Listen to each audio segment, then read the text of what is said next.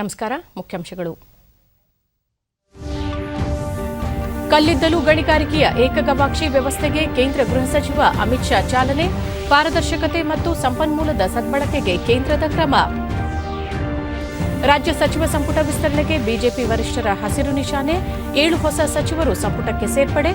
ಮುಖ್ಯಮಂತ್ರಿ BS Yediyurappa.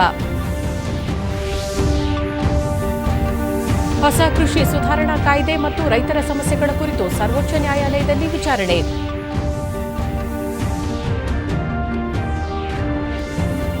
Sydney test cricket. Bharat Australia ನಡುವಿನ 3ನೇ ಪಂದ್ಯ ಡ್ರಾನಲ್ಲಿ ಅಂತ್ಯ. ರಿಷಬ್ ಪಂತ್, ಚೇತೇಶ್ವರ ಪೂಜಾರ ಉತ್ತಮ ಪ್ರದರ್ಶನ. ವಾರ್ತೆಗಳ ವಿವರ. ಕಲ್ಲಿದ್ದಲು ಗಣಿಗಾರಿಕೆಯ ಸುಗಮ ಕಾರ್ಯಾಚರಣೆಗೆ ಆನ್ಲೈನ್ ವೇದಿಕೆಯ ಮೂಲಕ ಏಕಗವಾಕ್ಷಿ ಅನುಮೋದನೆ ಪಡೆಯುವ ವ್ಯವಸ್ಥೆಗೆ ಕೇಂದ್ರ ಗೃಹ ಸಚಿವ ಅಮಿತ್ ಶಾ ಅವರಿಂದು ಚಾಲನೆ ನೀಡಿದರು. ಕಲ್ಲಿದ್ದಲು ಕ್ಷೇತ್ರದಲ್ಲಿ ಪಾರದರ್ಶಕತೆ ತರುವ ಮತ್ತು ಅದರ ಕ್ಷಮತೆಯನ್ನು ಹೆಚ್ಚಿಸುವ ಹಾಗೂ ಸಂಪನ್ಮೂಲವನ್ನು ಸಮರ್ಥವಾಗಿ ಬಳಸಿಕೊಳ್ಳುವ ನಿಟ್ಟಿನಲ್ಲಿ ಕೇಂದ್ರ ಸರ್ಕಾರ ಶ್ರಮಿಸುತ್ತಿದ್ದು, ಈ ಏಕಗವಾಕ್ಷಿ ಯೋಜನೆ ಅದರ ಭಾಗವಾಗಿದೆ ಎಂದು ತಿಳಿಸಿದರು. ಕಲ್ಲಿದ್ದಲು ಕ್ಷೇತ್ರದಲ್ಲಿ ಅಪಾರ ಸಾಮರ್ಥ್ಯವಿದ್ದರೂ ಅದರ ಸದ್ಬಳಕೆಯಾಗುತ್ತಿರಲಿಲ್ಲ.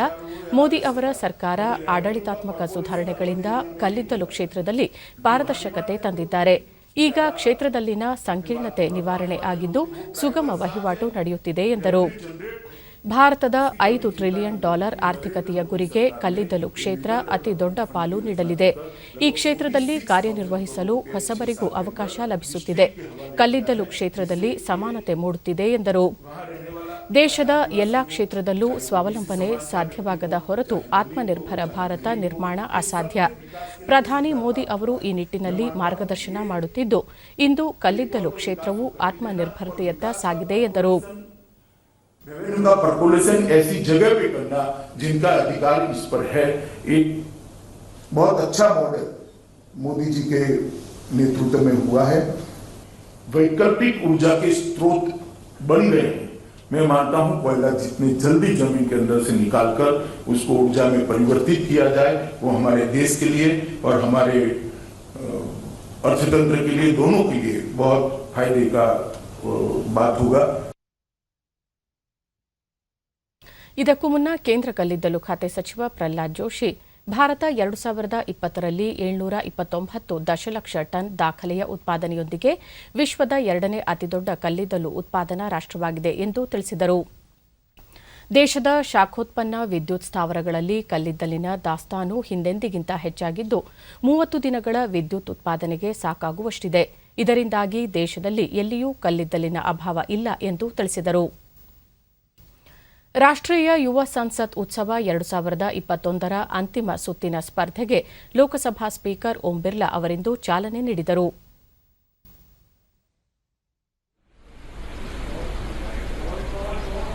The National Youth Parliament Festival from Parliament, wherein the festival is being inaugurated. कि विश्व के सबसे बड़े लोकतांत्रिक राष्ट्रों में यह हम सब के लिए गर्व और हर्ष. युवा एक साथ बैठेंगे. 1500 विजेताओं ने द्वारा किया गया था, जिसमें 2019 को आयोजित एक भव्य समारोह में पुरस्कार प्रदान किए थे.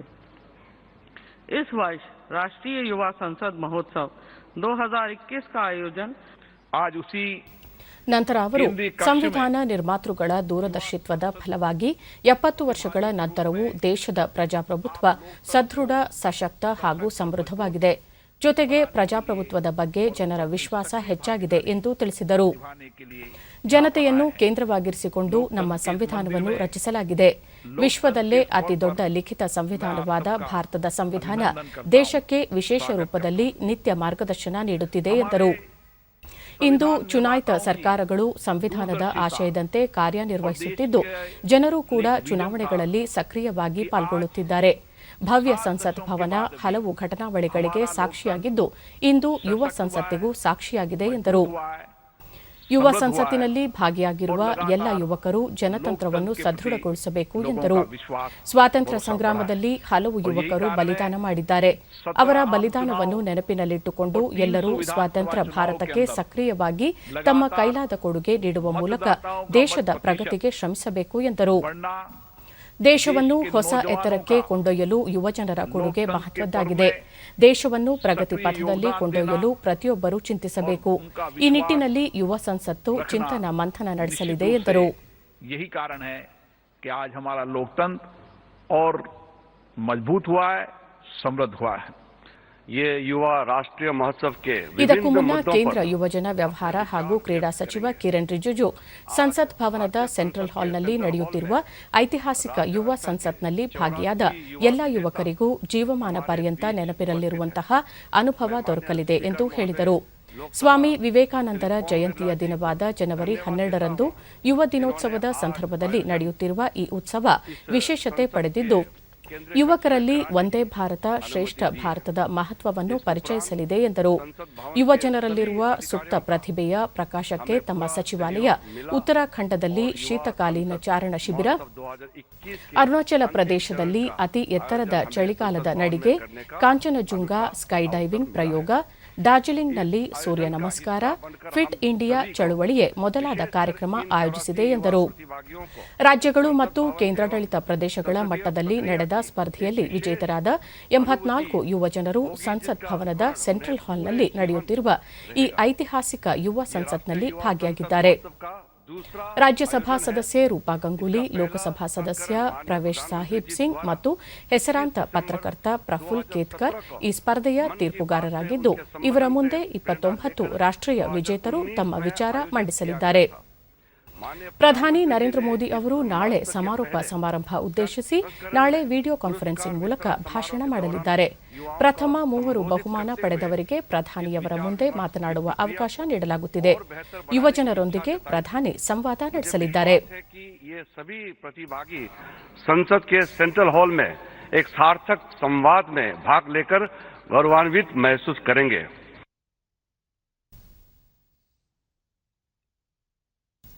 ಕೋವಿಡ್-19ಕ್ಕೆ ವಿಶ್ವದ ಅತಿದೊಡ್ಡ ಲಸಿಕೆ ಅಭಿಯಾನ ಜನವರಿ 16ರಂದು ದೇಶದಲ್ಲಿ ಆರಂಭಗೊಳ್ಳಲಿದ್ದು, ಆದ್ಯತೆ ಮೇರೆಗೆ ದೇಶದ 3 ಕೋಟಿಗೂ ಅಧಿಕ ಆರೋಗ್ಯ ರಕ್ಷಣಾ ಕಾರ್ಯಕರ್ತರು ಮತ್ತು ಮುಂಚೂಣಿಯಲ್ಲಿರುವ ಕಾರ್ಯಕರ್ತರಿಗೆ ನೀಡಲಾಗುತ್ತದೆ.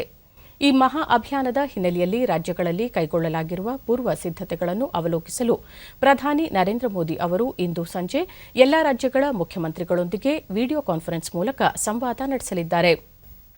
ಲಸಿಕಾ ಅಭಿಯಾನ ಸಮರ್ಪಕವಾಗಿ ನಡೆಯುವ ನಿಟ್ಟಿನಲ್ಲಿ ಸರ್ಕಾರ ಡಿಜಿಟಲ್ ಪ್ಲಾಟ್ಫಾರ್ಮ್ ಅನ್ನು ಅಭಿವೃದ್ಧಿಪಡಿಸಿದೆ. ಇದರಲ್ಲಿ ಲಸಿಕೆಗೆ ನೋಂದಣಿ ಮಾಡಿಕೊಂಡಿರುವವರಿಗೆ ನೀಡಲಾಗುವ ಲಸಿಕೆ ಮತ್ತು ನಂತರದ ಪ್ರಕ್ರಿಯೆಗಳ ನಿಖರ ಮಾಹಿತಿಯನ್ನು ದಾಖಲಿಸಲಾಗುತ್ತದೆ. ಅಲ್ಲದೆ ಈ ಪ್ಲಾಟ್ಫಾರ್ಮ್ನಲ್ಲಿ ಲಸಿಕೆಯ ದಾಸ್ತಾನು, ಲಸಿಕೆ ಪಡೆದವರ ವ್ಯಕ್ತಿಗತ ಟ್ರ್ಯಾಕಿಂಗ್ ಸೇರಿದಂತೆ ಇನ್ನಿತರೆ ಮಾಹಿತಿಗಳು ಲಭ್ಯವಾಗಲಿವೆ. ಈ ಬಗ್ಗೆ ಪ್ರತಿಕ್ರಿಯಿಸಿರುವ ಪ್ರಧಾನಿ, ಈ ಲಸಿಕೆ ಅಭಿಯಾನದ ಮೂಲಕ ಭಾರತ ಕೋವಿಡ್-19 ವಿರುದ್ಧದ ಹೋರಾಟದ ಮತ್ತೊಂದು ಹಂತಕ್ಕೆ ಕೊಂಡೊಯ್ಯುವ ಮಹತ್ವದ ಮೈಲಿಗಲ್ಲು ಸ್ಥಾಪಿಸಲಿದೆ ಎಂದು ಅಭಿಪ್ರಾಯಪಟ್ಟಿದ್ದಾರೆ. 2 ಲಸಿಕೆಗಳಾದ ಕೋವಿಶೀಲ್ಡ್ ಮತ್ತು ಕೋವ್ಯಾಕ್ಸಿನ್ ಸುರಕ್ಷಿತ ಮತ್ತು ರೋಗ ನಿರೋಧಕ ಶಕ್ತಿ ಹೊಂದಿರುವುದು ದೃಢಪಟ್ಟ ಹಿನ್ನೆಲೆಯಲ್ಲಿ ಸರ್ಕಾರ ಈ ಲಸಿಕೆ ನೀಡಿಕೆಗೆ ಅನುಮತಿ ನೀಡಿದೆ. ಈ ಹಿನ್ನೆಲೆಯಲ್ಲಿ ದೇಶಾದ್ಯಂತ ಜನವರಿ 16ರಿಂದ ವಿಶೇಷ ಲಸಿಕಾ ಅಭಿಯಾನ ಆರಂಭವಾಗಲಿದೆ. ಕೋವಿಡ್-19 ಲಸಿಕೆಯನ್ನು ಆದ್ಯತೆ ಮೇರೆಗೆ ಆರೋಗ್ಯ ರಕ್ಷಣಾ ಕಾರ್ಯಕರ್ತರು ಮತ್ತು ಮುಂಚೂಣಿಯಲ್ಲಿರುವ ಕಾರ್ಯಕರ್ತರಿಗೆ ಮೊದಲು ನೀಡಲಾಗುತ್ತದೆ. ನಂತರದ ಹಂತದಲ್ಲಿ 50 ವರ್ಷ ಮೇಲ್ಪಟ್ಟವರಿಗೆ ಹಾಗೂ ತದನಂತರದಲ್ಲಿ ಅದಕ್ಕಿಂತ ಕೆಳಗಿನ ವಯೋಮಾನದವರಿಗೆ ಲಸಿಕೆ ನೀಡಲು ನಿರ್ಧರಿಸಲಾಗಿದೆ. ರಾಜ್ಯ ಸಚಿವ ಸಂಪುಟ ವಿಸ್ತರಣೆಗೆ ಬಿಜೆಪಿ ವರಿಷ್ಠರು ಹಸಿರು ನಿಶಾನೆ ತೋರಿದ್ದು, 7 ಹೊಸ ಸಚಿವರು ಸಂಪುಟಕ್ಕೆ ಸೇರ್ಪಡೆಯಾಗುವುದು ಖಚಿತವಾಗಿದೆ. ದೆಹಲಿ ಪ್ರವಾಸ ಕೈಗೊಂಡಿದ್ದ ಮುಖ್ಯಮಂತ್ರಿ ಬಿಎಸ್ ಯಡಿಯೂರಪ್ಪ ನಿನ್ನೆ ಗೃಹ ಸಚಿವ ಅಮಿತ್ ಶಾ ಅವರನ್ನು ಭೇಟಿಯಾಗಿ ಮಾತುಕತೆ ನಡೆಸಿದರು. ಈ ವೇಳೆ ಪಕ್ಷದ ರಾಷ್ಟ್ರೀಯ ಅಧ್ಯಕ್ಷ ಜೆಪಿ ನಡ್ಡಾ, ಕರ್ನಾಟಕ ಉಸ್ತುವಾರಿ ಅರುಣ್ ಸಿಂಗ್ ಉಪಸ್ಥಿತರಿದ್ದರು. ದೆಹಲಿಯಿಂದ ಬೆಂಗಳೂರಿಗೆ ಮರಳಿದ ನಂತರ ವಿಮಾನ ನಿಲ್ದಾಣದಲ್ಲಿ ಸುದ್ದಿಗಾರರೊಂದಿಗೆ ಮಾತನಾಡಿದ ಯಡಿಯೂರಪ್ಪ, 7 ಸಚಿವರನ್ನು ಸಂಪುಟಕ್ಕೆ ಸೇರ್ಪಡೆಗೊಳಿಸಿಕೊಳ್ಳಲಾಗುವುದು. ಇದೇ 14ರಂದು ಸಂಕ್ರಾಂತಿ ಹಬ್ಬವಿರುವ ಹಿನ್ನೆಲೆಯಲ್ಲಿ ಜನವರಿ 13ರ ಮಧ್ಯಾಹ್ನದ ನಂತರ ನೂತನ ಸಚಿವರ ಪ್ರಮಾಣ ವಚನ ಕಾರ್ಯಕ್ರಮ ಹಮ್ಮಿಕೊಳ್ಳಲಾಗುವುದು ಎಂದರು. ಹಿಂದೆ ನಿರ್ಧರಿಸಿದಂತೆಯೇ ಸಚಿವ ಸಂಪುಟ ವಿಸ್ತರಣೆ ನಡೆಯಲಿದೆ, ಆದರೆ ಕೆಲವು ಸಣ್ಣ ಬದಲಾವಣೆಗಳನ್ನು ಕೂಡ ಮಾಡಲಾಗುವುದು ಎಂದು ಮಾಹಿತಿ ನೀಡಿದರು.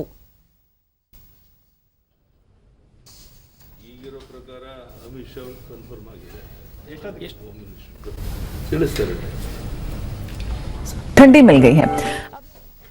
मंत्रिमंडल विस्तार की प्रक्रिया को वे आगे बढ़ा सकेंगे। कल येदियुरप्पा ने दिल्ली में इस सिलसिले में भाजपा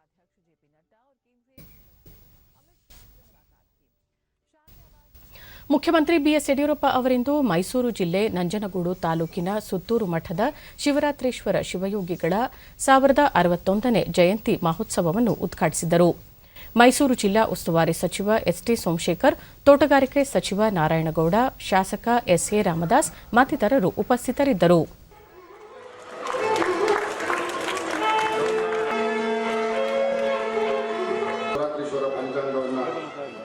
ಮತ್ತು ಶ್ರೀ ವಿಶ್ವನಾಥ್ ಅವರಿಗೆ ಸದ್ಭಕ್ತರಿಗೆ ಹಾಗೂ ಬಳಿಕ ಯಡಿಯೂರಪ್ಪ ಸುತ್ತೂರು ಮಠ ಶತಮಾನಗಳಿಂದ ಸಾಮಾಜಿಕ, ಶೈಕ್ಷಣಿಕ, ಸಾಂಸ್ಕೃತಿಕ ಕ್ಷೇತ್ರಗಳಿಗೆ ಮಹತ್ತರ ಕೊಡುಗೆ ನೀಡುತ್ತಿದೆ.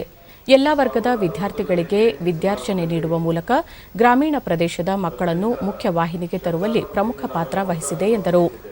ನಂತರ ಚಾಮುಂಡಿ ಬೆಟ್ಟಕ್ಕೆ ತೆರಳಿ ಪೂಜೆ ಸಲ್ಲಿಸಿದ ಬಳಿಕ ಮುಖ್ಯಮಂತ್ರಿಯವರು ಭಾರತೀಯ ಜನತಾ ಪಕ್ಷ ಆಯೋಜಿಸಿರುವ ಜನಸೇವಕ ಸಮಾವೇಶಕ್ಕೆ ಚಾಲನೆ ನೀಡಿ ಸಾರ್ವಜನಿಕರನ್ನುದ್ದೇಶಿಸಿ ಮಾತನಾಡಲಿದ್ದಾರೆ.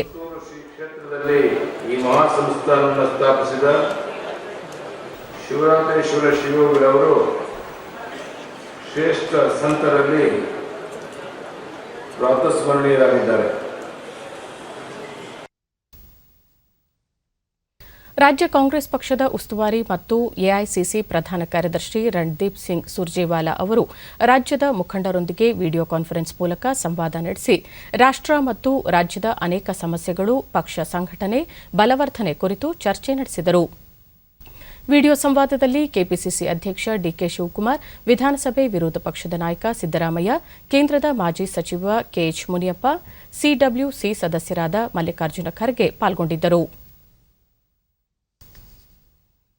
But yeah, we are just in a process of meeting all the block president, and we have declared this year as a year of agitation and a year of organization. On two issues we are concentrating from morning. ದೇಶದ 7 ರಾಜ್ಯಗಳಲ್ಲಿ ಹಕ್ಕಿ ಜ್ವರ ಹರಡಿದ್ದು, ಸೋಂಕು ನಿಯಂತ್ರಣಕ್ಕೆ ಸೂಕ್ತ ಮುನ್ನೆಚ್ಚರಿಕೆ ಕ್ರಮಗಳನ್ನು ಕೈಗೊಳ್ಳುವಂತೆ ಕೇಂದ್ರ ಪಶುಸಂಗೋಪನೆ ಮತ್ತು ಡೈರಿ ಇಲಾಖೆ ಸೂಕ್ತ ನಿರ್ದೇಶನ ನೀಡಿದೆ. ಕೇರಳ, ರಾಜಸ್ಥಾನ, ಮಧ್ಯಪ್ರದೇಶ, ಹಿಮಾಚಲ ಪ್ರದೇಶ, ಹರಿಯಾಣ, ಗುಜರಾತ್ ಮತ್ತು ಉತ್ತರ ಪ್ರದೇಶ ರಾಜ್ಯಗಳಿಗೆ ಸೋಂಕು ವ್ಯಾಪಿಸಿದೆ. ದೆಹಲಿ ವಿಕಾಸ್ ಪ್ರಾಧಿಕಾರದ ವರದಿ ಪ್ರಕಾರ ಅಲ್ಲಿನ ಪಕ್ಷಿ ಸಾಕಾಣಿಕೆ ಕೇಂದ್ರಗಳಲ್ಲಿ ಅನೇಕ ಪಕ್ಷಿಗಳು ಅನುಮಾನಾಸ್ಪದವಾಗಿ ಸಾವನ್ನಪ್ಪಿವೆ.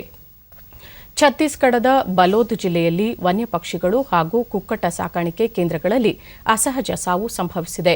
ಇವುಗಳ ಮಾದರಿಯನ್ನು ಪ್ರಯೋಗಾಲಯಕ್ಕೆ ರವಾನಿಸಲಾಗಿದೆ. ಈ ಕುರಿತು ಕೇಂದ್ರ ಮೀನುಗಾರಿಕೆ, ಪಶುಸಂಗೋಪನೆ ಮತ್ತು ಡೈರಿ ಸಚಿವಾಲಯ ಮಾರ್ಗಸೂಚಿ ಬಿಡುಗಡೆ ಮಾಡಿದೆ. ಈ ಮಧ್ಯೆ ಕೇರಳದಲ್ಲಿ ಕೋಳಿಗಳ ಸಾಮೂಹಿಕ ನಾಶ ಸಂಪೂರ್ಣಗೊಂಡಿದ್ದು, ಸೂಕ್ತ ನಿಯಂತ್ರಣ ಕ್ರಮಗಳನ್ನು ಕೈಗೊಳ್ಳಲಾಗಿದೆ. ಕೇರಳ, ಹರಿಯಾಣ, ಹಿಮಾಚಲ ಪ್ರದೇಶಕ್ಕೆ ಕೇಂದ್ರ ತಂಡಗಳನ್ನು ಅಧ್ಯಯನಕ್ಕಾಗಿ ನಿಯೋಜಿಸಲಾಗಿದೆ. ಕಾನ್ಪುರದಲ್ಲಿ ಹಕ್ಕಿ ಜ್ವರ ಕಂಡುಬಂದಿದ್ದರಿಂದ ಉತ್ತರ ಪ್ರದೇಶದಲ್ಲಿ ಕಟ್ಟುನಿಟ್ಟಿನ ಎಚ್ಚರಿಕೆ ವಹಿಸಲಾಗಿದೆ.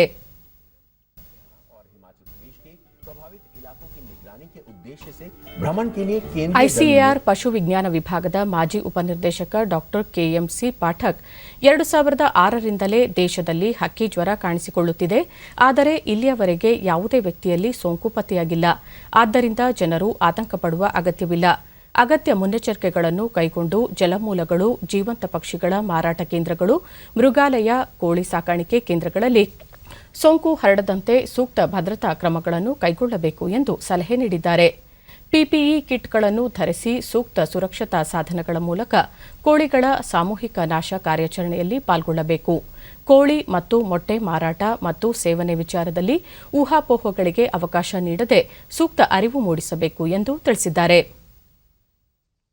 सुबह दाना डालने जाते हैं, अंडे कलेक्ट करने जाते हैं, तो एक तो आपको ग्लव्स पहनने चाहिए, आपको फेस मास्क पहना होना चाहिए.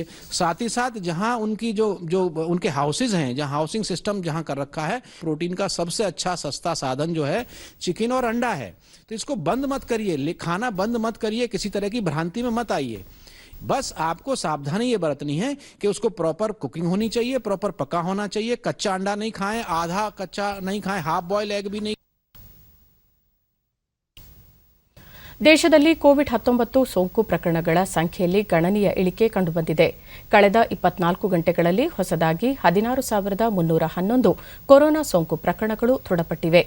ಇದರೊಂದಿಗೆ ಕೋವಿಡ್-19 ಸೋಂಕಿತ ಪ್ರಕರಣಗಳ ಒಟ್ಟು ಸಂಖ್ಯೆ 1,04,66,595ಕ್ಕೆ ಏರಿಕೆಯಾಗಿದೆ. ದೇಶದಲ್ಲಿ ಒಟ್ಟು 2,22,526 ಸಕ್ರಿಯ ಪ್ರಕರಣಗಳಿದ್ದು, ಈ ಪ್ರಮಾಣ ಶೇಕಡಾ 2.13ಕ್ಕೆ ಇಳಿಕೆಯಾಗಿದೆ. ಇದುವರೆಗೂ ಒಟ್ಟು 1,92,990 ಮಂದಿ ಗುಣಮುಖರಾಗಿದ್ದು, ಚೇತರಿಕೆಯ ದರ ಶೇಕಡಾ 96.43ರಲ್ಲಿದೆ. ದೇಶದಲ್ಲಿ ಈವರೆಗೆ 1,51,160 ಮಂದಿ ಸಾವನ್ನಪ್ಪಿದ್ದು, ಮರಣ ಪ್ರಮಾಣ ಶೇಕಡಾ 1.44ರಷ್ಟಿದೆ. ಕೊರೋನಾ ವ್ಯಾಕ್ಸಿನ್ ವಿತರಣೆ ಹಾಗೂ ಸುರಕ್ಷತೆಗೆ ವಿಜಯಪುರದಲ್ಲಿ ಆರೋಗ್ಯ ಇಲಾಖೆ ಮತ್ತು ಜಿಲ್ಲಾಡಳಿತ ಪೂರ್ವ ಸಿದ್ಧತೆ ನಡೆಸಿದೆ. ವ್ಯಾಕ್ಸಿನ್ ಬಳಕೆ ವಿತರಣೆಗೆ ಪ್ರತ್ಯೇಕ ಕಾರ್ಯಪಡೆ ಸಿದ್ದಗೊಳಿಸಿದ್ದು, ಸಿಬ್ಬಂದಿಗೆ ಕಾರ್ಯಾಗಾರ ಏರ್ಪಡಿಸಿ ಪೂರ್ವ ಮಾಹಿತಿ ನೀಡಲಾಗಿದೆ. ಈ ಮೂಲಕ ಲಸಿಕೆ ಸರಬರಾಜು ಮತ್ತಿತರ ಮುನ್ನೆಚ್ಚರಿಕಾ ಕ್ರಮಗಳ ಬಗ್ಗೆ ಜಿಲ್ಲಾಧಿಕಾರಿ ನಡೆಸಿದ ಪೂರ್ವಾಭ್ಯಾಸ ಯಶಸ್ವಿಯಾಗಿದೆ.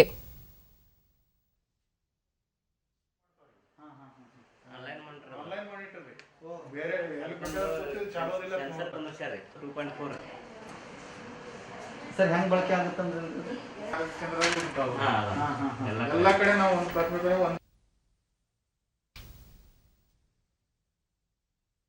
ಫೇಸ್ 1 ಇದರೊಂದಿಗೆ ಜಿಲ್ಲಾಧಿಕಾರಿ ಪಿ. ಸುನೀಲ್ ಕುಮಾರ್ ಜಿಲ್ಲೆಯಲ್ಲಿ ಸರ್ಕಾರಿ ಮತ್ತು ಖಾಸಗಿ ಸೇರಿ ಮೊದಲ ಹಂತದಲ್ಲಿ ಒಟ್ಟು 15,318 ಮಂದಿ ಆರೋಗ್ಯ ಕಾರ್ಯಕರ್ತರನ್ನು ಗುರುತಿಸಲಾಗಿದೆ.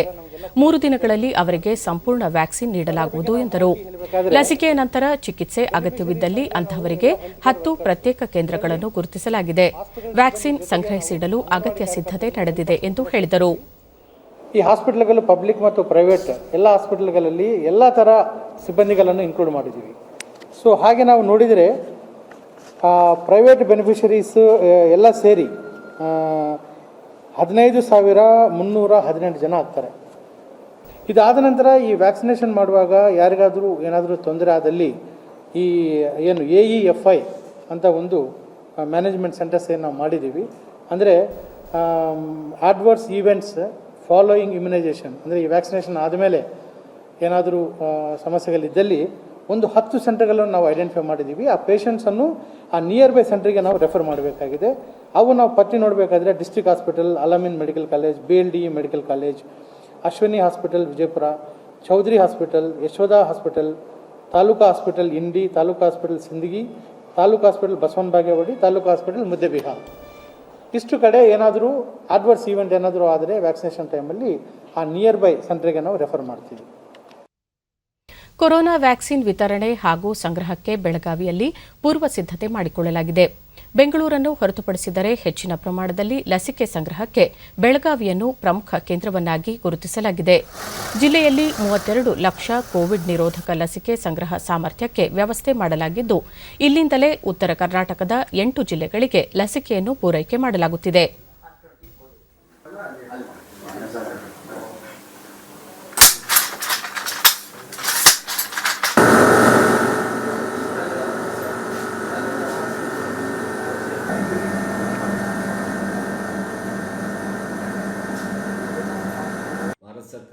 ಡಿಡಿ ನ್ಯೂಸ್ನೊಂದಿಗೆ ಕೋವಿಡ್ ಲಸಿಕೆ ಜಿಲ್ಲಾ ಅನುಷ್ಠಾನ ಅಧಿಕಾರಿ ಈಶ್ವರಗಡಾದ ಬೆಳಗಾವಿ ಜಿಲ್ಲೆಯಲ್ಲಿ ಮೊದಲ ಹಂತದಲ್ಲಿ ಸುಮಾರು 30,000 ಕೊರೋನಾ ವಾರಿಯರ್ಸ್ಗಳಿಗೆ ಲಸಿಕೆ ನೀಡಲು ಉದ್ದೇಶಿಸಲಾಗಿದೆ ಎಂದು ತಿಳಿಸಿದರು. ಸ್ಟೋರ್ ಮಾಡೋದಿರ್ಬೋದು ಅಥವಾ ಯಾರ್ಯಾರಿಗೆ ಲಸಿಕೆಗಳನ್ನು ನೀಡಬೇಕು ಅಥವಾ ಬೆನಿಫಿಷರಿ ಅಂತ ಏನಂತೀವಿ ಅವರನ್ನು ತಯಾರು ಮಾಡೋ ದೃಷ್ಟಿಯಿಂದ ಎಲ್ಲ ಸಿದ್ಧತೆಗಳನ್ನು ಮಾಡ್ಕೊತಾ ಇದ್ದೀವಿ. ಮೊಟ್ಟ ಮೊದಲನೇದಾಗಿ ನಾವು ಬೆನಿಫಿಷರಿಗಳನ್ನ ಕೋವಿನ್ ಆ್ಯಪ್ ಅನ್ನುವಂಥ ಭಾರತ ಸರ್ಕಾರದಿಂದ ವೃತ್ತಿಪಡಿಸಿದಂಥ ಒಂದು ಪ್ಲಾಟ್ಫಾರ್ಮ್ ಕೋವಿನ್ ಆ್ಯಪ್ ಮುಖಾಂತರ ನಾವು ಎಲ್ಲ ಬೆನಿಫಿಷರಿ ಹೆಸರುಗಳನ್ನು ನೋಂದಾಯಿಸಿಕೊಂಡಿದ್ದೀವಿ ಮೊಟ್ಟ ಮೊದಲನೇದಾಗಿ. ಜೊತೆಗೆ ಜಿಲ್ಲಾ ಆರೋಗ್ಯಾಧಿಕಾರಿ ಡಾಕ್ಟರ್ ಶಶಿಕಾಂತ್ ಪುಣ್ಯಾಳ ಕನಿಷ್ಠ ತಾಪಮಾನದಲ್ಲಿ ಕೋವಿಡ್ ಲಸಿಕೆಗಳನ್ನು ಸಂಗ್ರಹಿಸಿಡಬೇಕಾಗುತ್ತದೆ. ಅದಕ್ಕಾಗಿ ಎಲ್ಲಾ ಸಿದ್ಧತೆಗಳನ್ನು ಮಾಡಿಕೊಳ್ಳಲಾಗಿದೆ. ಕೇಂದ್ರ ಸರ್ಕಾರದಿಂದ 16,000 ಲಸಿಕೆ ಸಂಗ್ರಹ ಸಾಮರ್ಥ್ಯದ ವಾಕ್ ಇನ್ ಕೂಲರ್ ಬರಲಿವೆ ಎಂದು ತಿಳಿಸಿದರು. ಜೊತೆಗೆ ಆ ಬಂದ ನಂತರ ಲಸಿಕೆಗಳನ್ನ ವಿಭಾಗ ಲಸಿಕಾ ಏನು ಸೆಂಟರ್ಸ್ಗಳಿದಾವೆ, ವ್ಯಾಕ್ಸಿನೇಷನ್ ಸೆಂಟರ್ಸ್ಗಳಿದಾವೆ, ಅವ್ರ ಜಿಲ್ಲೆಯಲ್ಲಿರ್ತಕ್ಕಂಥ 200 ಮೇಲ್ಪಟ್ಟು ವ್ಯಾಕ್ಸಿನೇಷನ್ ಸೆಂಟರ್ಗಳಿದ್ದಾವೆ. ಅಲ್ಲೂ ಕೂಡ ಕಳಿಸುವ ವ್ಯವಸ್ಥೆ ಮತ್ತು ಅಲ್ಲಿ ಕೋಲ್ಡ್ ಚೈನ್ ಮ್ಯಾನೇಜ್ಮೆಂಟ್ ಸಿಸ್ಟಮನ್ನು ನಾವು ಮಾಡ್ಕೊಂಡಿದ್ವಿ. ಕೇಂದ್ರ ಸರ್ಕಾರ ಜಾರಿಗೆ ತಂದಿರುವ ಕೃಷಿ ಸುಧಾರಣೆ ಕಾಯ್ದೆ ಮತ್ತು ರೈತರ ಸಮಸ್ಯೆಗಳ ಕುರಿತಂತೆ ಡಿಎಂಕೆ ಸಂಸತ್ ಸದಸ್ಯ ತ್ರಿಚಿ ಶಿವ, ಆರ್ಜೆಡಿ ಸಂಸದ ಮನೋಜ್ ಕೆ ಝಾ ಸಲ್ಲಿಸಿರುವ ಅರ್ಜಿಗಳ ವಿಚಾರಣೆಯನ್ನು ಸರ್ವೋನ್ನತ ನ್ಯಾಯಾಲಯ ಇಂದು ನಡೆಸುತ್ತಿದೆ.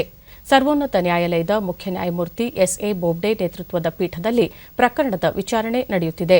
ಪ್ರತಿಭಟನಾ ನಿರತ ರೈತರ ಸಮಸ್ಯೆ ಪರಿಹರಿಸುವಲ್ಲಿ ಕೇಂದ್ರ ಸರ್ಕಾರ ಇನ್ನಷ್ಟು ಪರಿಣಾಮಕಾರಿಯಾಗಿ ಕೆಲಸ ಮಾಡಬೇಕು ಎಂದು ಅಭಿಪ್ರಾಯಪಟ್ಟಿರುವ ನ್ಯಾಯಪೀಠ, ಗೊಂದಲ ಪರಿಹಾರವಾಗುವವರೆಗೆ ಕೃಷಿ ಕಾಯ್ದೆಗಳ ಜಾರಿಯನ್ನು ತಡೆಹಿಡಿಯುವ ನಿಟ್ಟಿನಲ್ಲಿ ಆಲೋಚಿಸುವಂತೆ ಸಲಹೆ ನೀಡಿದೆ. ರೈತರ ಸಮಸ್ಯೆಯನ್ನು ಚರ್ಚೆಯ ಮೂಲಕ ಬಗೆಹರಿಸುವುದು ಉತ್ತಮ ಮಾರ್ಗ. ಈ ನಿಟ್ಟಿನಲ್ಲಿ ತಜ್ಞರ ಸಮಿತಿ ರಚನೆ ಕುರಿತು ಪ್ರಸ್ತಾಪಿಸಿದ ನ್ಯಾಯಪೀಠ, ಸಮಿತಿಯ ಶಿಫಾರಸುಗಳನ್ನು ಮಾನ್ಯ ಮಾಡುವುದಾಗಿ ತಿಳಿಸಿದೆ. ಕೊಪ್ಪಳ ಜಿಲ್ಲೆ ಕಾರಟಗಿಯಲ್ಲಿ ಪೋಷಣ್ ಅಭಿಯಾನದಡಿ ಸ್ಮಾರ್ಟ್ಫೋನ್ ವಿತರಣೆ ಹಾಗೂ ಕೊರೋನಾ ವಾರಿಯರ್ಸ್ಗಳ ಸನ್ಮಾನ ಕಾರ್ಯಕ್ರಮಕ್ಕೆ ಮಹಿಳಾ ಮತ್ತು ಮಕ್ಕಳ ಕಲ್ಯಾಣ ಇಲಾಖೆ ಸಚಿವೆ ಶಶಿಕಲಾ ಜೊಲ್ಲೆ ನಿನ್ನೆ ಚಾಲನೆ ನೀಡಿದರು. ಇದು ಹೆಸರು ಕಾಳು ಮೇಡಮ್.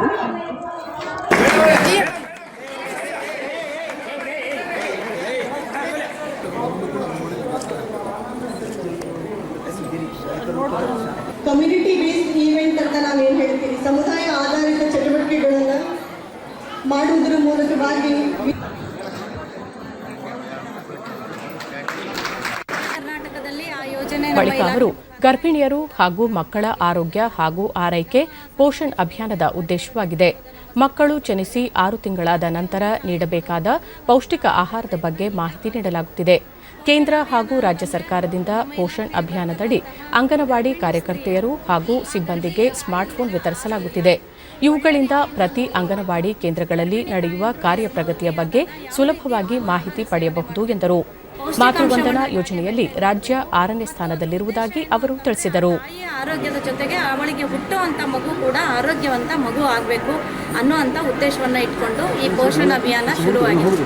ಅದರ ಜೊತೆಗೆ ಇದರಲ್ಲಿ ನಮ್ಮ ಅಂಗನವಾಡಿಯ ಕಾರ್ಯಕರ್ತೆಯರು ಪ್ರತಿಯೊಂದು ಗ್ರಾಮ ಪಂಚಾಯಿತಿ ಮಟ್ಟದಲ್ಲಿ ಅಲ್ಲಿ ಆ ಒಂದು ಏರಿಯಾಗೆ ಸಂಬಂಧಪಟ್ಟಂಥ ಗರ್ಭಿಣಿ ತಾಯಂದ್ರನ್ನ ಕರೆದು ಅವರಿಗೆ ಮನೆಯಲ್ಲಿ ಯಾವ ರೀತಿ ಶ್ರೀಮಂತ ಕಾರ್ಯಕ್ರಮ ಮಾಡ್ತಾರೋ ಆ ರೀತಿ ಅಲ್ಲಿ ಸಮುದಾಯದ ಎಲ್ಲ ಜನಪ್ರತಿನಿಧಿಗಳನ್ನು, ಸಮುದಾಯವನ್ನು ಒಕ್ಕಟ್ಟಿಗೆ ತಗೊಂಡು ಅಲ್ಲಿರ್ತಕ್ಕಂಥ ಜನಪ್ರತಿನಿಧಿಗಳನ್ನು ಕರೆದು ಆ ಒಂದು ಏರಿಯಾದಲ್ಲಿ ಇರ್ತಕ್ಕಂಥ ಗರ್ಭಿಣಿಯರಿಗೆ ಸೀಮಂತ ಕಾರ್ಯಕ್ರಮ ಮಾಡೋದ್ರ ಜೊತೆಗೆ ಅವರು ಯಾವ ರೀತಿ ಆಹಾರವನ್ನು ಸ್ವೀಕಾರ ಮಾಡಬೇಕು ಅನ್ನೋದ್ರ ಬಗ್ಗೆ ತಿಳುವಳಿಕೆ ಹೇಳುವಂಥದ್ದು.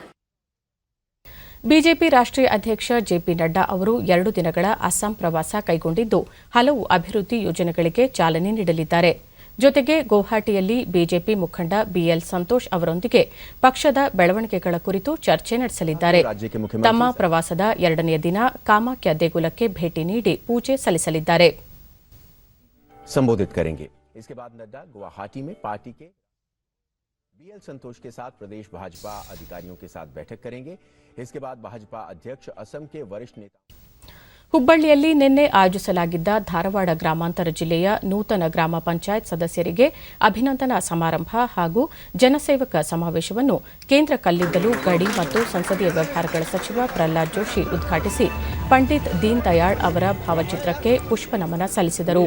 ಉಪಮುಖ್ಯಮಂತ್ರಿ ಗೋವಿಂದ ಕಾರಜೋಳ, ಕೈಗಾರಿಕಾ ಸಚಿವ ಜಗದೀಶ್ ಶೆಟ್ಟರ್, ವಸತಿ ಸಚಿವ ವಿ ಸೋಮಣ್ಣ ಮತ್ತಿತರರು ಉಪಸ್ಥಿತರಿದ್ದರು. ಬಳಿಕ ಪ್ರಹ್ಲಾದ್ ಜೋಶಿ, ಬಿಜೆಪಿ ಸರ್ಕಾರ ಅಧಿಕಾರಕ್ಕೆ ಬಂದ ನಂತರ ಕಳೆದ 6 ವರ್ಷಗಳಲ್ಲಿ ಪ್ರಧಾನಮಂತ್ರಿ ಆವಾಸ್ ಯೋಜನೆಯಡಿ 1,77,00,000 ಮನೆಗಳನ್ನು ಫಲಾನುಭವಿಗಳಿಗೆ ನೀಡಲಾಗಿದೆ ಎಂದು ತಿಳಿಸಿದರು. ಪ್ರಧಾನಮಂತ್ರಿ ಆವಾಸ್ ಯೋಜನೆಯಡಿ ರಾಜ್ಯದಲ್ಲಿ ಕಳೆದ 5 ವರ್ಷಗಳಲ್ಲಿ 2,06,000 ಮನೆಗಳನ್ನು ವಿತರಿಸಲಾಗಿದೆ. ಮಧ್ಯಮ ಹಾಗೂ ಕೆಳ ಮಧ್ಯಮ ವರ್ಗದ ಜನರಿಗಾಗಿ ಮನೆ ಕಟ್ಟಿಕೊಳ್ಳಲು 54,000ದಿಂದ 2 ಲಕ್ಷ ರೂಪಾಯಿವರೆಗೂ ಸಾಲದಲ್ಲಿ ಸಬ್ಸಿಡಿಯನ್ನು ನೀಡಲಾಗಿದೆ ಎಂದು ಅವರು ಹೇಳಿದರು. ಇದರಲ್ಲಿ ನಾವು ಒಟ್ಟು ದೇಶದಲ್ಲಿ 2020-21ರಲ್ಲಿ ಅಂದರೆ ಈಗ ಹಾಲಿ ಬಜೆಟ್ನಲ್ಲಿ ಗ್ರಾಮ ಪಂಚಾಯಿತಿಗಳಿಗಾಗಿ 60,750 ಕೋಟಿ ರೂಪಾಯಿಗಳನ್ನು ಕೊಟ್ಟು ಇತಿಹಾಸವನ್ನು ತಂದಿರುವಂತಹ ಸರ್ಕಾರ ನರೇಂದ್ರ ಮೋದಿ ಸರ್ಕಾರ 60,000 ಕೋಟಿ ರೂಪಾಯಿ. ಉಪಮುಖ್ಯಮಂತ್ರಿ ಗೋವಿಂದ ಕಾರಜೋಳ, ಕೇಂದ್ರ ಹಾಗೂ ಹಾಗೂ ರಾಜ್ಯ ಸರ್ಕಾರ ಬಡವರ ಪರ ಗ್ರಾಮೀಣ ಜನರಿಗೆ ಉಪಯೋಗವಾಗುವಂತಹ ಯೋಜನೆಗಳನ್ನು ಜಾರಿಗೆ ತಂದಿದ್ದು ನೂತನ ಸದಸ್ಯರು ಗ್ರಾಮಗಳ ಅಭಿವೃದ್ಧಿಗಾಗಿ ಶ್ರಮಿಸಬೇಕೆಂದು ಕರೆ ನೀಡಿದರು. ಗ್ರಾಮ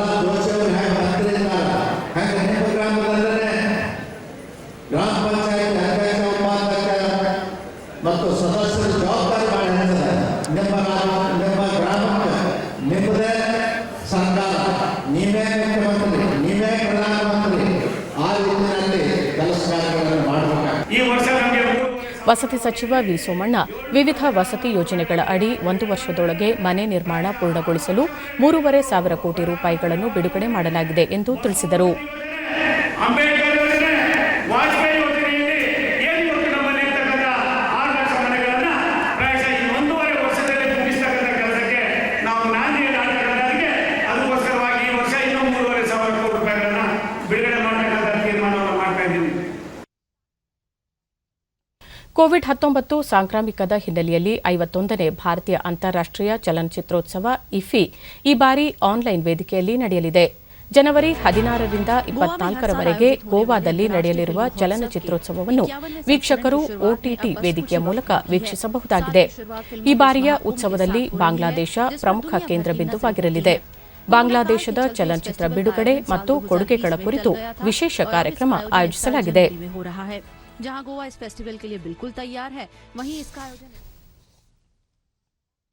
ಇದೇ ಮೊದಲ ಬಾರಿಗೆ ಸಂಪೂರ್ಣ ಮಹಿಳಾ ಪೈಲಟ್ಗಳ ತಂಡವನ್ನೊಳಗೊಂಡ ಏರ್ ಇಂಡಿಯಾ ವಿಮಾನ ಅಮೆರಿಕದ ಸ್ಯಾನ್ ಫ್ರಾನ್ಸಿಸ್ಕೋದಿಂದ ಹೊರಟು ನಿನ್ನೆ ರಾತ್ರಿ ಬೆಂಗಳೂರಿನ ಕೆಂಪೇಗೌಡ ಅಂತಾರಾಷ್ಟೀಯ ವಿಮಾನ ನಿಲ್ದಾಣ ತಲುಪಿತು. ಏರ್ ಇಂಡಿಯಾ ವಿಮಾನದ ಚಲಾವಣೆಯ ಎಲ್ಲಾ ಹೊಣೆಗಾರಿಕೆಯನ್ನು ಮುಖ್ಯ ಪೈಲಟ್ ಆಗಿರುವ ಕ್ಯಾಪ್ಟನ್ ಜಾಯ್ ಅಗರ್ವಾಲ್ ನೇತೃತ್ವದ 4 ಪೈಲಟ್ಗಳ ತಂಡ ನಿಭಾಯಿಸಿದೆ. ಇದು ಜಗತ್ತಿನ ಅತಿ ದೀರ್ಘ ವಿಮಾನ ಹಾರಾಟ ಮಾರ್ಗಗಳಲ್ಲಿ ಒಂದಾಗಿದೆ. ಈ ತಂಡದಲ್ಲಿ ಕ್ಯಾಪ್ಟನ್ ತನ್ಮಯ್ ಪಪಾಗರಿ, ಕ್ಯಾಪ್ಟನ್ ಆಕಾಂಕ್ಷಾ ಸೋನ್ವರಿ ಮತ್ತು ಕ್ಯಾಪ್ಟನ್ ಶಿವಾನಿ ಇದ್ದರು.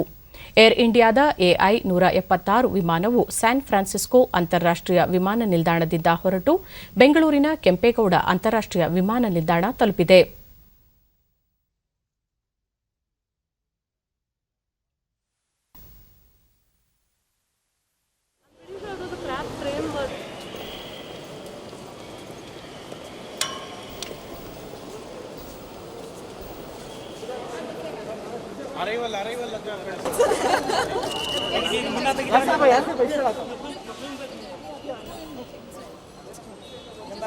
अपना सपना देखना मत बंद करिए. ಡಿಡಿ ನ್ಯೂಸ್ನೊಂದಿಗೆ ಕ್ಯಾಪ್ಟನ್ ಜಾಯ್ ಅಗರ್ವಾಲ್ ಇದೊಂದು ಉತ್ತಮ ಅನುಭವವಾಗಿತ್ತು.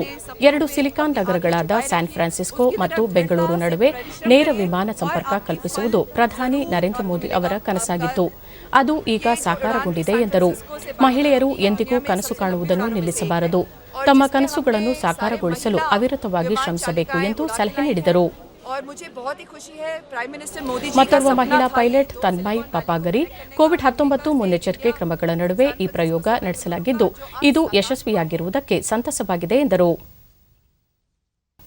ಇಂದು ಮಾಜಿ ಪ್ರಧಾನಿ ಲಾಲ್ ಬಹದ್ದೂರ್ ಶಾಸ್ತ್ರಿ ಅವರ ಪುಣ್ಯತಿಥಿ. ದೇಶದ ಗಣ್ಯರು ಶಾಸ್ತ್ರಿ ಅವರ ಕೊಡುಗೆಗಳನ್ನು ಸ್ಮರಿಸಿ ಗೌರವ ಸೂಚಿಸಿದ್ದಾರೆ. ಉಪರಾಷ್ಟಪತಿ ಎಂ ವೆಂಕಯ್ಯ ನಾಯ್ಡು ಮಾಜಿ ಪ್ರಧಾನಿ ಲಾಲ್ ಬಹದ್ದೂರ್ ಶಾಸ್ತ್ರಿ ಅವರು ಸರಳತೆ, ಪ್ರಾಮಾಣಿಕತೆ ಮತ್ತು ಸಮಗ್ರತೆಯ ಪ್ರತೀಕವಾಗಿದ್ದು ದೇಶದ ಜನತೆಗೆ ಮಾದರಿಯಾಗಿದ್ದಾರೆ. ಅವರು ಜೈ ಜವಾನ್ ಜೈ ಕಿಸಾನ್ ಘೋಷಣೆಯನ್ನು ಆರಂಭಿಸಿದ ಶ್ರೇಷ್ಠ ಆಡಳಿತಗಾರರಾಗಿದ್ದರು. ದೇಶವನ್ನು ಕಟ್ಟುವಲ್ಲಿ ಅವರ ಕೊಡುಗೆ ಅವಿಸ್ಮರಣೀಯ ಎಂದು ತಮ್ಮ ಟ್ವೀಟ್ ಸಂದೇಶದಲ್ಲಿ ತಿಳಿಸಿದ್ದಾರೆ. ಲೋಕಸಭಾಧ್ಯಕ್ಷ ಓಂ ಬಿರ್ಲಾ ಭಾರತ ರತ್ನ ಪ್ರಶಸ್ತಿ ಪುರಸ್ಕೃತ ಲಾಲ್ ಬಹದ್ದೂರ್ ಶಾಸ್ತ್ರಿ ಅವರು ರೈತರ ಪರವಾಗಿ ಧ್ವನಿ ಎತ್ತಿ ಕೃಷಿ ಉತ್ಪಾದನೆಯಲ್ಲಿ ಸ್ವಾವಲಂಬನೆ ಸಾಧಿಸುವ ನಿಟ್ಟಿನಲ್ಲಿ ಅನೇಕ ಯೋಜನೆಗಳನ್ನು ಜಾರಿಗೊಳಿಸಿದ್ದನ್ನು ಸ್ಮರಿಸಬೇಕು ಎಂದು ತಮ್ಮ ಟ್ವೀಟ್ನಲ್ಲಿ ಹೇಳಿದ್ದಾರೆ. ಮುಖ್ಯಮಂತ್ರಿ ಬಿಎಸ್ ಯಡಿಯೂರಪ್ಪ ಅವರು ವಿಧಾನಸೌಧದ ಆವರಣದಲ್ಲಿ ಲಾಲ್ ಬಹದ್ದೂರ್ ಶಾಸ್ತ್ರಿ ಅವರ ಭಾವಚಿತ್ರಕ್ಕೆ ಪುಷ್ಪನಮನ ಸಲ್ಲಿಸಿದರು. ಈ ಸಂದರ್ಭದಲ್ಲಿ ಸಹಕಾರ ಸಚಿವ ಎಸ್ಟಿ ಸೋಮಶೇಖರ್ ಸೇರಿದಂತೆ ಮತ್ತಿತರರು ಹಾಜರಿದ್ದರು. ನಂತರ ಮುಖ್ಯಮಂತ್ರಿ ಅವರು ಲಾಲ್ ಬಹದ್ದೂರ್ ಶಾಸ್ತ್ರಿ ಅವರು ಮಹಾತ್ಮ ಗಾಂಧೀಜಿ ಅವರಿಂದ ಪ್ರೇರಿತರಾಗಿ ಸಣ್ಣ ವಯಸ್ಸಿನಲ್ಲಿಯೇ ಸ್ವಾತಂತ್ರ್ಯ ಹೋರಾಟದಲ್ಲಿ ಪಾಲ್ಗೊಂಡಿದ್ದರು. ಮೃದು ಸ್ವಭಾವದವರಾಗಿದ್ದ ಅವರು ದೇಶದ ರಕ್ಷಣೆ ಮತ್ತು ಅಭಿವೃದ್ಧಿ ವಿಷಯಗಳಲ್ಲಿ ಕಠಿಣ ನಿರ್ಧಾರಗಳನ್ನು ಕೈಗೊಳ್ಳುತ್ತಿದ್ದರು. ಮಾನವೀಯ ಗುಣಗಳನ್ನು ಹೊಂದಿದ್ದ ಮೇರು ವ್ಯಕ್ತಿತ್ವದ ನಾಯಕರ ನಡೆ ನುಡಿಗಳನ್ನು ಎಲ್ಲರೂ ಅನುಸರಿಸಬೇಕು ಎಂದರು. ಪ್ರಭಾವಿತರಾಗಿ ಸ್ವಾತಂತ್ರ್ಯ ಹೋರಾಟಕ್ಕೆ ಧುಮುಕಿದ್ರು. ಪ್ರಧಾನಿ ನೆಹರು ಸರ್ಕಾರದಲ್ಲಿ ಭಾರತದ ಮೊದಲ ರೈಲ್ವೆ ಸಚಿವರಾಗಿ ಸಾರಿಗೆ ಮತ್ತು ಸಂಪರ್ಕ ಹಾಗೂ ವಾಣಿಜ್ಯ ಮತ್ತು ಕೈಗಾರಿಕಾ ಸಚಿವರು ಅತ್ಯಂತ ದಕ್ಷತೆಯಿಂದ ಕಾರ್ಯನಿರ್ವಹಿಸಿದ ಮುತ್ಸದ್ದಿ ಲಾಲ್ ಬಹದ್ದೂರ್ ಶಾಸ್ತ್ರಿಜಿ ಅವರು ರೈಲ್ವೆ ಸಚಿವರಾಗಿದ್ದ ಸಂದರ್ಭದಲ್ಲಿ ಸಂಭವಿಸಿದ ರೈಲ್ವೆ ಅಪಘಾತ ನೈತಿಕ ಹೊಣೆ ಹೊತ್ತು ತಪ್ಪಂತೆ ತಮ್ಮದೇನು ತಪ್ಪಿರದಿದ್ದರೂ ರಾಜೀನಾಮೆ ನೀಡಿದ ಅಪರೂಪದ ರಾಜಕಾರಣಿ. ರಾಷ್ಟ್ರವನ್ನು ಪ್ರಗತಿಯೆಡೆಗೆ ಮುನ್ನಡೆಸಿದ ದೂರದೃಷ್ಟಿಯುಳ್ಳ ಕ್ರಿಕೆಟ್. ಆಸ್ಟ್ರೇಲಿಯಾದ ಸಿಡ್ನಿಯಲ್ಲಿ ನಡೆದ 3ನೇ ಟೆಸ್ಟ್ ಕ್ರಿಕೆಟ್ ಪಂದ್ಯವನ್ನು ಡ್ರಾ ಮಾಡಿಕೊಳ್ಳುವಲ್ಲಿ ಭಾರತ ತಂಡ ಯಶಸ್ವಿಯಾಗಿದ್ದು ಸರಣಿ 1-1 ಸಮನಾಗಿದೆ. ಹೀಗಾಗಿ ಕೊನೆಯ ಟೆಸ್ಟ್ ಪಂದ್ಯ ನಿರ್ಣಾಯಕವಾಗಿದೆ. ಆಸ್ಟ್ರೇಲಿಯಾ ಒಡ್ಡಿದ್ದ 407 ರನ್ಗಳ ಗೆಲುವಿನ ಗುರಿಯನ್ನು ಬೆನ್ನಟ್ಟಿದ ಭಾರತ ತಂಡ ಟೆಸ್ಟ್ ಪಂದ್ಯದ ಕೊನೆಯ ದಿನವಾದ ಇಂದು ದಿನದಾಟದ ಅಂತ್ಯಕ್ಕೆ 5 ವಿಕೆಟ್ ನಷ್ಟಕ್ಕೆ 334 ರನ್ ಮಾಡುವ ಮೂಲಕ ಪಂದ್ಯವನ್ನು ಡ್ರಾ ಮಾಡಿಕೊಂಡಿತು. ಭಾರತ ಪರ ರಿಷಬ್ ಪಂತ್ 97 ಮತ್ತು ಚೇತೇಶ್ವರ ಪೂಜಾರ 71 ರನ್ಗಳ ನೆರವಿನಿಂದ ಭಾರತ ಪಂದ್ಯವನ್ನು ಡ್ರಾ ಮಾಡಿಕೊಳ್ಳುವಲ್ಲಿ ಯಶಸ್ವಿಯಾಯಿತು. ಮೊದಲು ಬ್ಯಾಟಿಂಗ್ ಮಾಡಿದ ಆಸ್ಟ್ರೇಲಿಯಾ ತನ್ನ ಮೊದಲ ಇನ್ನಿಂಗ್ಸ್ನಲ್ಲಿ 338 ರನ್ ಮಾಡಿ ಭಾರತವನ್ನು ಮೊದಲ ಇನ್ನಿಂಗ್ಸ್ನಲ್ಲಿ 244 ರನ್ಗಳಿಗೆ ನಿಯಂತ್ರಿಸುವಲ್ಲಿ ಯಶಸ್ವಿಯಾಗಿತ್ತು. ನಂತರ ಎರಡನೇ ಇನ್ನಿಂಗ್ಸ್ನಲ್ಲಿ 6 ವಿಕೆಟ್ ನಷ್ಟಕ್ಕೆ 312 ರನ್ ಮಾಡಿ ಡಿಕ್ಲೇರ್ ಮಾಡಿಕೊಂಡ ಆತಿಥೇಯ ತಂಡ ಭಾರತಕ್ಕೆ 407 ರನ್ಗಳ ಗೆಲುವಿಗೆ ಗುರಿ ಒಡ್ಡಿತು. ಜನವರಿ 15ರಿಂದ 19ರವರೆಗೆ ಬ್ರಿಸ್ಬೇನ್ನಲ್ಲಿ ನಡೆಯಲಿರುವ ಕೊನೆಯ ಟೆಸ್ಟ್ ಪಂದ್ಯ ಈಗ ನಿರ್ಣಾಯಕವಾಗಿದೆ. ಕೊನೆಯಲ್ಲಿ ಮತ್ತೊಮ್ಮೆ ಮುಖ್ಯಾಂಶಗಳು. ಕಲ್ಲಿದ್ದಲು ಗಣಿಗಾರಿಕೆಯ ಏಕಗವಾಕ್ಷಿ ವ್ಯವಸ್ಥೆಗೆ ಕೇಂದ್ರ ಗೃಹ ಸಚಿವ ಅಮಿತ್ ಶಾ ಚಾಲನೆ. ಪಾರದರ್ಶಕತೆ ಮತ್ತು ಸಂಪನ್ಮೂಲದ ಸದ್ಬಳಕೆಗೆ ಕೇಂದ್ರದ ಕ್ರಮ. ರಾಜ್ಯ ಸಚಿವ ಸಂಪುಟ ವಿಸ್ತರಣೆಗೆ ಬಿಜೆಪಿ ವರಿಷ್ಠರ ಹಸಿರು ನಿಶಾನೆ. 7 ಹೊಸ ಸಚಿವರು ಸಂಪುಟಕ್ಕೆ ಸೇರ್ಪಡೆ. ಮುಖ್ಯಮಂತ್ರಿ ಬಿಎಸ್ ಯಡಿಯೂರಪ್ಪ. ಹೊಸ ಕೃಷಿ ಸುಧಾರಣಾ ಕಾಯ್ದೆ ಮತ್ತು ರೈತರ ಸಮಸ್ಯೆಗಳ ಕುರಿತು ಸರ್ವೋಚ್ಚ ನ್ಯಾಯಾಲಯದಲ್ಲಿ ವಿಚಾರಣೆ.